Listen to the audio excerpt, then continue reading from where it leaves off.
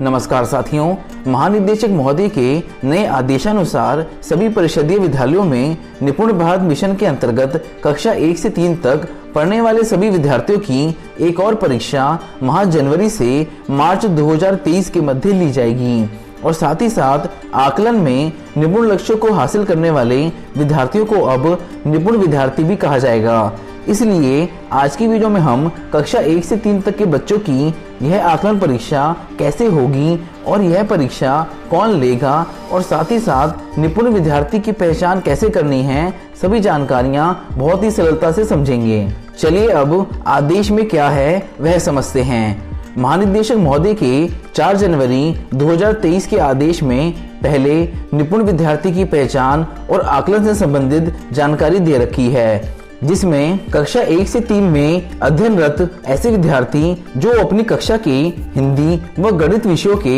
निपुण लक्ष्यों को हासिल कर लेंगे, निपुण विद्यार्थी कहलाएंगे। ऐसे बच्चों को विद्यालय स्तर पर सम्मानित भी किया जाएगा। इससे विद्यालय व जन समुदाय में सकारात्मक वातावरण का सृजन होगा, जिससे अन्य बच्चे भी प्रेरित और प्रोत्साहित होंगे। यानी कि अब आपके विद्यालय में जो भी बच्चे निपुण लक्ष्य ऐप से असेसमेंट के दौरान निपुण लक्ष्य हासिल करते जाएंगे, वह अब निपुण विद्यार्थी कहलाएंगे और साथ ही साथ उन बच्चों को अब विद्यालय स्तर पर आपको सम्मानित भी करना होगा। इसी के क्रम में निपुण लक्ष्य ऐप के माध्यम से बच्चों का निपुण दक्षताओं पर आकलन कराए जाने का निर्णय लिया गया है। उक्त आकलन प्राचार्य डाइट के नेतृत्व में डीएलएड प्रशिक्षुओं द्वारा सुनिश्चित किया जाएगा, जिसके लिए निम्नवत निर्देशित किया गया है। डाइट प्राचार्य के निर्देशन में वर्तमान सत्र जनवरी से मार्च 2023 के लिए एक रोस्टर तैयार किया जाएगा, जिसमें सभी डीएलएड प्रशिक्षुओं को विद्यालय आवंटित किए जाएंगे, जिनमें से आकलन वाले दिन आवंटित विद्यालयों का भ्रमण करेंगे। रोस्टर इस प्रकार से तैयार किया जाएगा ताकि माह जनवरी से मार्च 2023 के त्रैमास में जनपद के यथासंभव समस्त विद्यालयों में एक बार बच्चों का निपुण लक्ष्य ऐप पर आकलन पूर्ण हो जाए। यानी कि अब माह जनवरी से मार्च 2023 के मध्य आपके विद्यालय में एक दिन डीएलएड प्रशिक्षुओं द्वारा कक्षा 1 से 3 के बच्चों का आकलन उनके द्वारा निपुण लक्ष्य ऐप से किया जाएगा, जिसमें आकलन की तिथि से कम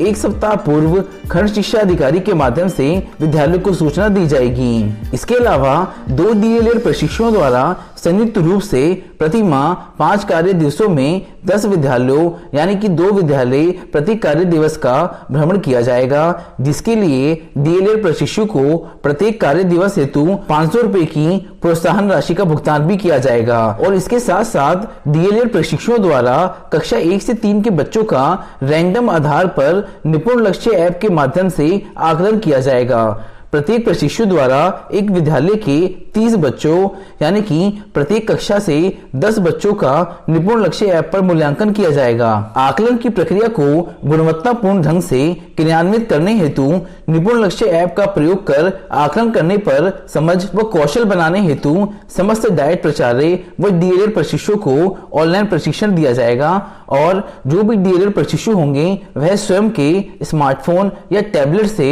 विद्यालय के नामांकित बच्चों का आकलन करेंगे। और इस बात का ध्यान रखा जाएगा कि शिक्षक अथवा डीएलएड प्रशिक्षुओं द्वारा बच्चों को सही उत्तर के संबंध में किसी प्रकार की मदद ना की जाए और साथ ही साथ उत्तरों को दर्ज करने के पश्चात निपुण लक्ष्य ऐप पर स्वतः ही बच्चों के परिणाम आ जाएंगे तथा यह ज्ञात हो जाएगा कि विद्यालय के कितने बच्चे निपुण हैं, जिससे कि शिक्षकों द्वारा बच्चों को आवश्यकता आधारित अनुसमर्थन प्रदान किया जा सकेगा। आकलन के उपरांत प्राप्त परिणाम का डेटा विद्यालय के प्रधानाध्यापक तथा शिक्षकों से साझा किया जाएगा तथा मासिक प्रगति की संकलित सूचना प्राचार्य, डायट एवं जिला बेसिक शिक्षा अधिकारी को भी प्रेषित की जाएगी। साथियों, अब आपको विंटर वेकेशन के बाद बच्चों पर और ज्यादा ध्यान देते हुए ज्यादा से ज्यादा बच्चों को निपुण लक्ष्य हासिल कराने की कोशिश करनी होगी और इसके अलावा पीएफएमएस पोर्टल से जुड़ी अन्य महत्वपूर्ण जानकारियां आपको चैनल पर पीएफएमएस पोर्टल प्लेलिस्ट में मिल जाएंगी, जिससे आप आसानी से कंपोजिट ग्रांट धनराशि का भुगतान कर सकें। आज की वीडियो में इतना ही। वीडियो हेल्पफुल लगी हो तो वीडियो को लाइक और अन्य साथियों की मदद के लिए वीडियो को शेयर और अगर आप चैनल पर नए हैं तो चैनल को सब्सक्राइब जरूर कर लें। जय हिंद।